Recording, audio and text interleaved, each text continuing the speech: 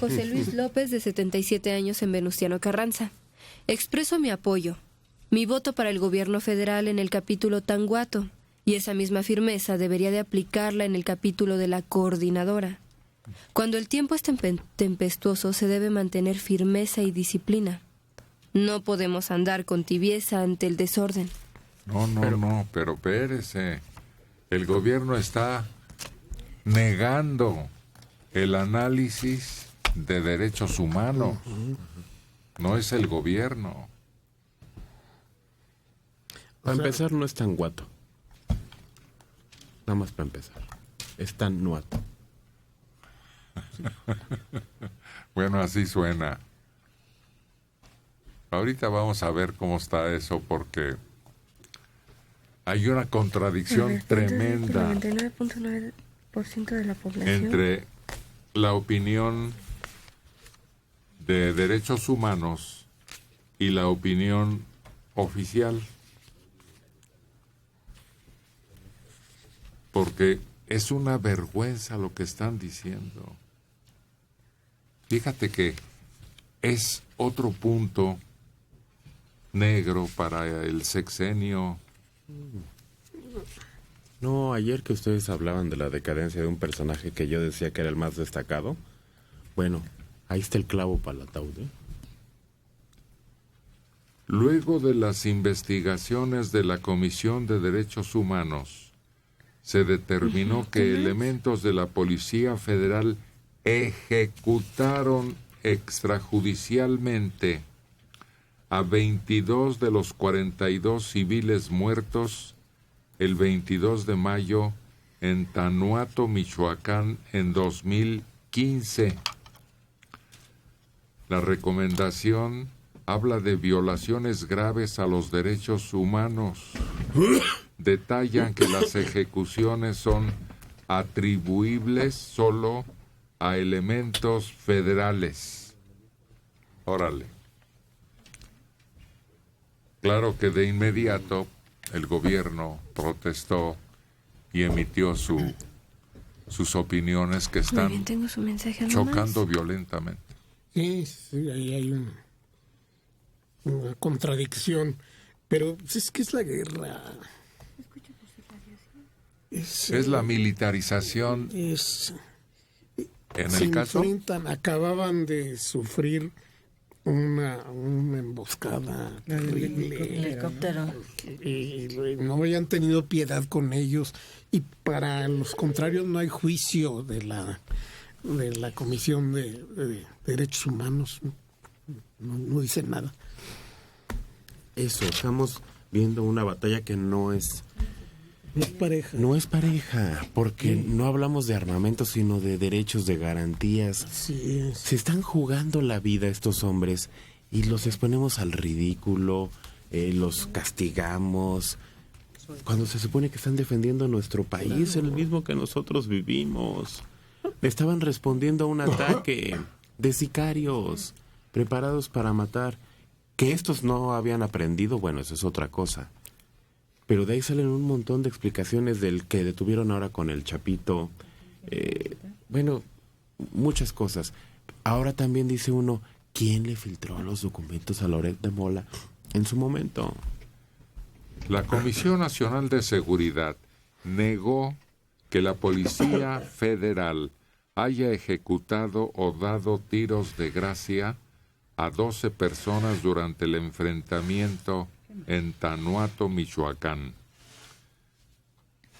Renato Sales Heredia, comisionado general de la Policía Federal Enrique Galindo, establecen que se trató de un enfrentamiento.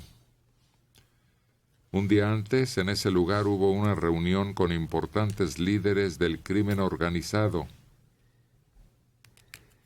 La capacidad de fuego de estos sujetos era extrema y se les decomisaron armas largas, cortas, un barret calibre 50 y un lanzagranadas.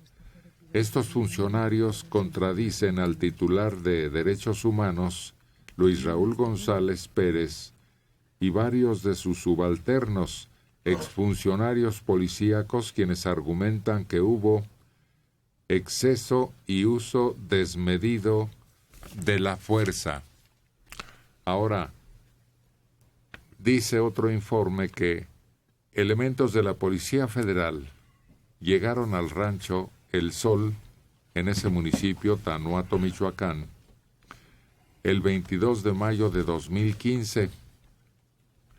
Ahí fue el enfrentamiento con miembros del cartel Jalisco Nueva Generación, con el saldo de 43 muertos, 42 de ellos civiles y un agente policíaco.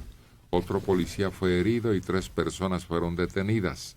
La versión oficial fue que las fuerzas federales llegaron al sitio porque lo pidió la Procuraduría General de la República.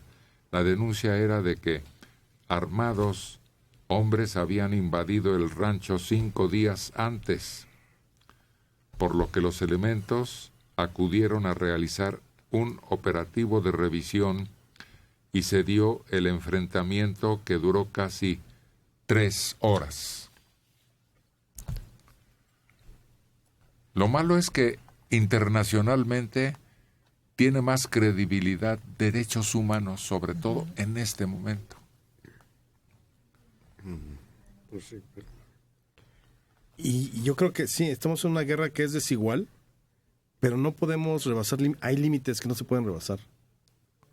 Y si ya los tenían sometidos o los tenían totalmente, es decir, a lo que voy es, si en un enfrentamiento se mueren unos y se mueren otros, finalmente era el enfrentamiento, era el combate, pero ya excederte después de que tienes sometidos al grupo delincuente y terminar haciendo esto, ahí me parece que es lo que no se puede permitir. O sea, independientemente de las circunstancias, independientemente de que es cierto, el ejército, las fuerzas federales no tienen ese mismo apoyo cuando de repente secuestran a uno y aparece descuartizado alguno de las fuerzas oficiales. O sea, realmente nadie le pone un pero a el crimen organizado. Sí. Pero tú finalmente eres el Estado que en todo caso debe de garantizar los derechos. Pero lo malo es que hay antecedentes. Claro. Ahí están Tlatlaya, Apatzingán, donde hubo otro hecho en donde se acusó que se excedieron en la aplicación de las armas. En Nochistlán. Fresquecito. Que ya se está aclarando que iban armados ambos grupos que se enfrentaron. Ahora, yo creo que para todo lo que hemos visto en 9 años de guerra, casi 10, o sea, 3 casos de violación de derechos, creo que todavía estamos en un nivel en donde afortunadamente hay un respeto de las fuerzas federales en sus combates o en sus enfrentamientos cuando está desatada la violencia por todos lados. O sea, yo sé que suena muy frío decirlo, bueno, es que han sido 3 o 4 casos de 1000 combates o de 1000 enfrentamientos. Sí, no. No se justifica, pero todavía estamos dentro de un nivel... ¿aceptable? Exactamente, yo diría. Que se daría en cualquier tipo de circunstancia de guerra en donde fuera. Enfrentamiento. Sí, no, en otros ejemplos han sido verdaderas masacres las que cometen las fuerzas del orden en Colombia, durante la Operación Cóndor, en toda Sudamérica, ¿no? No, es... de veras se han mantenido muy moderados en su reacción. Y es que es como... no es una trampa, pero sí es muy difícil. Es como, vete a pelear, pero te pongo una camisa de fuerza. Uh-huh. O sea, a ver, sacaron al ejército, sacaron a la marina, están las fuerzas federales combatiendo. Muchas de ellas no estaban preparados, o la mayoría yo creo que para una cosa así como la que estamos viviendo. Una guerra de baja intensidad, este tipo de violencia exacerbada de parte de los grupos delincuenciales. Y entonces te dicen, sí, mira, tienes que combatirlos porque está en riesgo el Estado, pero no puedes utilizar un arma que no sea de este tipo, no puedes aprovecharte, no puedes excederte. Que sí, claro, que son los límites que deberían de tener las fuerzas del Estado.